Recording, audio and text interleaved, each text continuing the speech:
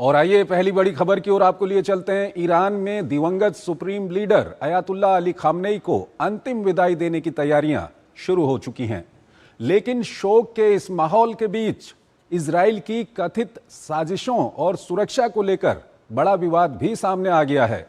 दावे हैं कि ईरान की शीर्ष नेतृत्व को निशाना बनाने की योजना पर अमेरिका ने भी अपने सहयोगियों को आगाह किया था। आखिर अंतिम संस्कार के बीच क्यों बढ़ गई है सुरक्षा की चिंता, और अमेरिका, ईरान, इजराइल के बीच क्या नया तनाव पैदा हो गया है? देखिए हमारी ये खास रिपोर्ट और फिर इस पर अपने विशेषज्ञ मेहमान से हम चर्चा करेंगे। ईरान के दिवंगत supreme leader Ayatollah Ali Khamenei के अंतिम संस्कार की रस्म की शुरुआत हो चुकी है। ये रस्में 4 से 9 जुलाई तक चलेंगी। लाखों लोग शोक मनाने के लिए तेहरान की सड़कों पर जमा हुए हैं। खामनेई के पार्थिव शरीर को दुनिया भर से आए प्रतिनिधियों के अंतिम दर्शन के लिए मुसल्ला इमाम खुमैनी मस्जिद में रखा गया है, जहां वो नमाज पढ़ाया करते थे। उनके ताबूत के साथ 3 और ताबूत रखे गए हैं।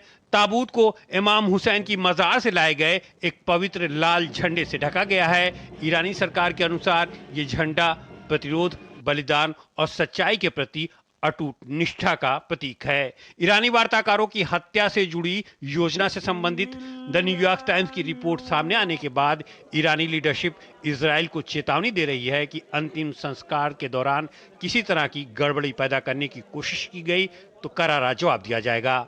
सुरक्षा के मद्देनजर अली खामनेई के बेटे और ईरान के नए सुप्रीम लीडर मुश्तबा खामनेई अंतिम संस्कार में शामिल नहीं होंगे। सुप्रीम लीडर के प्रतिनिधि आयतुल्लाह हकीम इलाही ने कहा है कि इजराइल से मिल रही धमकियों और निगरानी के जोखिम के कारण मुश्तबा का सार्वजनिक रूप से शामिल होना खतरनाक होगा। उधर द न्यूयॉर्क टाइम्स की रिपोर्ट में खुलासा हुआ है कि ईरान की टॉप लीडरशिप की हत्या की इजरायली प्लान से अमेरिका ने सचेत किया था। अमेरिका ने मध्य पूर्व के देशों से अपील की कि वे ईरान को इजरायली हत्या की साजिशों के प्रति सतर्क करें।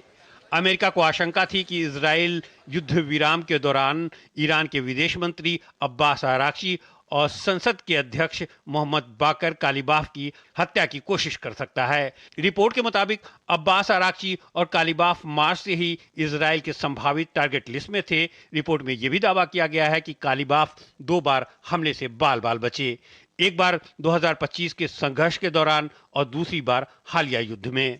इसके अलावा अमेरिका के उपराष्ट्रपति जे.डी. वेंस से मुलाकात के बाद जब कालिबाफ तेहरान लौटे थे, तब ईरानी खुफिया एजेंसी को जानकारी मिली कि इजराइल उनके विमान को निशाना बना सकता है। इसके बाद उनका विमान आपात स्थिति में मशहद में उतारा गया और वहां से वे सड़क मार्ग से तेहरान पहुंचे। हालांकि इन रिपोर्टों को लेकर अमेरिका और इजराइल की ओर से कोई आधिकारिक पुष्टि नहीं की गई है। उधर हालिया समझौते को लेकर अमेरिका और ईरान के बीच जुबानी जंग जारी है।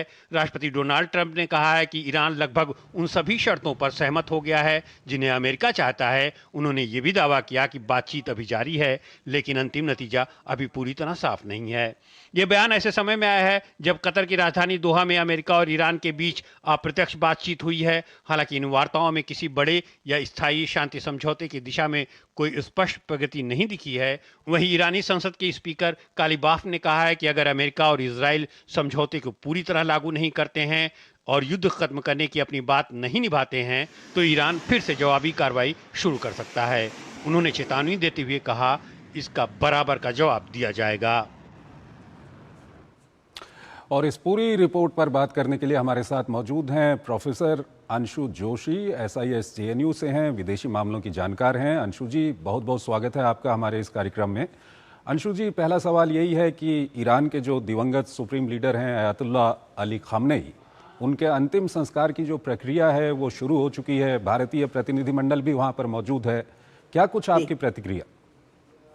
चंद्रशेखर जी, जब हम अली हुसैनी खामनेई की बात करते हैं तो वो सिर्फ ईरान के सर्वोच्च नेता के रूप में नहीं, हम पूरे इस्लामिक जगत के सर्वोच्च नेता के रूप में उन्हें जानते आए हैं। और 1969 की जो इस्लामिक क्रांति हुई ईरान में, उसमें पहले आयतुल्लाह खामेनेनी ने सत्ता को संभाला और एक हार्ड लाइन शुरू की जो थियोक्रेटिक इस्लामिक या शरिया लॉ पर आधारित थी। इसके बाद 1989 में उनके निधन के बाद अली हुसैनी खामेनेई, जो कि एक शिया लीडर रहे हैं, क्लेरिक रहे हैं, उन्होंने सत्ता संभाली और 2026 तक वे ईरान के सर्वोच्च नेता रहे। इस्लामिक जगत में एक बड़ा नाम हम सभी जानते हैं कि उनका रहा है और यही कारण है कि देश विदेश से, भारत से भी एक प्रतिनिधिमंडल वहां पर शोक व्यक्त करने के लिए गया है। 4 से 9 जुलाई तक उनके ये तमाम जो शिया परंपराओं के अनुसार उनका अंतिम संस्कार होगा, वो तमाम परंपराएं शुरू हो चुकी हैं। अब हम ये समझें कि अमेरिका ने जब इस बार 27 फरवरी को ईरान पर हमला किया तो उनका मुख्य उद्देश्य खामेनेई को एलिमिनेट करके ईरान का रिजीम चेंज करना था, क्योंकि इसके पहले 1969 की इस्लामिक क्रांति के पहले का जो ईरान था वो लोकतांत्रिक मूल्यों पर पूरी तरह से आधारित था। उसमें उसकी यदि हम शासन व्यवस्था को देखें तो एक सॉफ्ट लाइनर्स की शासन व्यवस्था थी और अमेरिका समेत पश्चिमी जगत के देशों के साथ ईरान के बहुत अच्छे रिश्ते थे, जो कि पहले खामेनेई और फिर खामेनेई के सत्ता में आने के बाद लगातार खराब होते चले गए। तो निश्चित तौर पर अभी तो ईरान के लिए और इस्लामिक जगत के तमाम देशों के लिए ये एक दुख का समय है। उनके जो सर्वोच्च नेता है उनको अंतिम विदाई वे लोग दे रहे हैं, तो इस पर हम बहुत टिप्पणी ना भी करें तो ना ही करें तो ठीक होगा। लेकिन इसके आसपास जो पश्चिमी एशिया में संकट का माहौल बना हुआ है चंद्रशेखर जी, वो तो और आगे गंभीर बनता हुआ दिखाई पड़ रहा है। अंशु जी, इस सब के बीच एक रिपोर्ट आई है, खासकर ये वेस्टर्न मीडिया की रिपोर्ट है। वो कहते हैं कि जिस वक्त पे ये युद्ध विराम वहाँ पर चल रहा है, अमेरिका और ईरान के बीच में अच्छी बातचीत हो रही है, सकारात्मक दिशा में जा रही है, इसी दौरान इजराइल वहाँ की टॉप लीडरशिप को मारने की कोशिश कर रहा था, जिसका न सिर्फ अमेरिका ने विरोध किया बल्कि अमेरिका ने जो खाड़ी के देश हैं उनको ये कहा कि वो ईरान को बताएं कि इजराइल ऐसा कर सकता है, सतर्क रहें। क्या कुछ कहेंगे? चंद्रशेखर जी, इस समय युद्धबंदी की जो स्थिति है और अमेरिका और ईरान के बीच की जो वार्ताएं लगातार फ्लॉप हो रही हैं, तो उनको ध्यान में रखते हुए हर दिन जो अलग अलग ऑफिशियल स्टेक होल्डर्स देशों से अलग अलग स्टेटमेंट्स आ रहे हैं, उनके बीच हमको तथ्य परख रहना चाहिए। और तथ्य यही है कि जो पहले 2 महीने की युद्ध बंदी अनाउंस की थी अमेरिका ने और ईरान ने मिलकर के, उसको पहले ईरान ने तोड़ा, फिर उस पर अमेरिका ने प्रतिक्रिया दी इस हफ्ते, और फिर ईरान ने बहरीन और कुवैत पर लगातार हमले किए। इसके बाद फिर ओमान में बातचीत शुरू हुई, जिसपे ईरानी ऑफिशियल्स का स्टेटमेंट आया कि हम ऑफ द टेबल रहेंगे, हम इस बातचीत में अमेरिका के साथ ही नहीं आएंगे। तो जिस बातचीत का दावा अलग अलग ऑफिशियल्स या एक्सपर्ट्स कर रहे हैं चंद्रशेखर जी, वो ऑफिशियली ईरान के द्वारा स्टेटेड नहीं है। दूसरा महत्वपूर्ण बिंदु हम ये समझें कि ईरान की तरफ से जो कुछ भी बातचीत कर रहे हैं वो हार्डलाइनर्स कर रहे हैं, और इन्हीं हार्डलाइनर्स का रिजीम जो है वो अमेरिका समेत इजराइल और खाड़ी के देश भी बदलना चाहते हैं। और यही कारण है कि इजराइल और खाड़ी के देश ईरान को इस तरह से एग्जिट करके वापस या पीछे नहीं हटना चाहते हैं। और ईरान की तरफ से भी कुछ ऐसे मैटर्स हैं, जैसे उनके जो प्रॉक्सीज या आतंकवादी संगठनों से जुड़ा हुआ मुद्दा है, जिसको लेकर के ईरान चर्चा ही नहीं करना चाह रहा है चंद्रशेखर जी। तो इस पर दोनों तरफ से बात अटक रही है, और युद्धबंदी की जो बात है वो बार बार होती है, वो फेजेस में हो रही है, ऑफ एंड ऑन हो रही है। लेकिन इसमें हम ये भी समझे कि जो सबसे की स्टेक होल्डर है वो इजराइल है। जब तक इजराइल को डिप्लोमेटिक टेबल पर नहीं बिठाया जाएगा, तब तक युद्ध अंत की ओर या बंद होने की ओर जाता हुआ मुझे नहीं दिखाई पड़ता। ठीक है। और इस सब के बीच क्या हम ये कह सकते हैं कि चाहे डायरेक्ट बातचीत हो रही हो या इनडायरेक्ट बातचीत हो रही हो, मामला चाहे बहुत धीरे ही सही, लेकिन क्या सकारात्मक दिशा में बढ़ रहा है, यह हम बोल सकते हैं?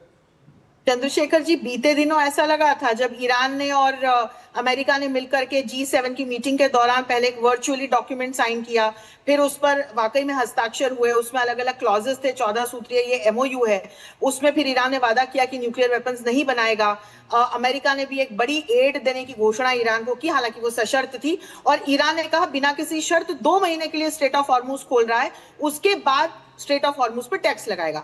अब इनमें ना कुछ कुछ जटिल बिंदु भी आए, लेकिन फिर भी हम सभी ने बहुत आशावान विचार के साथ में इनका इस MOU का स्वागत किया, क्योंकि स्ट्रेट ऑफ हॉर्मुज के चोक होने के बाद से पूरे विश्व में लगातार ऊर्जा सुरक्षा को लेकर के जिस प्रकार का संकट उत्पन्न हुआ, जिस प्रकार से सप्लाई चेन्स बाधित हुई, भारत समेत अलग अलग विश्व के देशों को इसका खामियाजा भुगतना पड़ा, तो उसको ध्यान में रखते हुए एक अच्छा कदम हमें दिखाई पड़ा। लेकिन जब ऑन ग्राउंड हमने इन चीजों को एग्जीक्यूट होते हुए देखा, तो आप फिर पाएंगे कि स्ट्रेट ऑफ हॉर्मुज को अभी भी ईरान ने कंटेन कर रखा है, हालांकि अमेरिका ने अपना नेवल ब्लॉकेट। अंशु जी, आपको रोकना चाहेंगे यहाँ पर, हमको दरअसल नई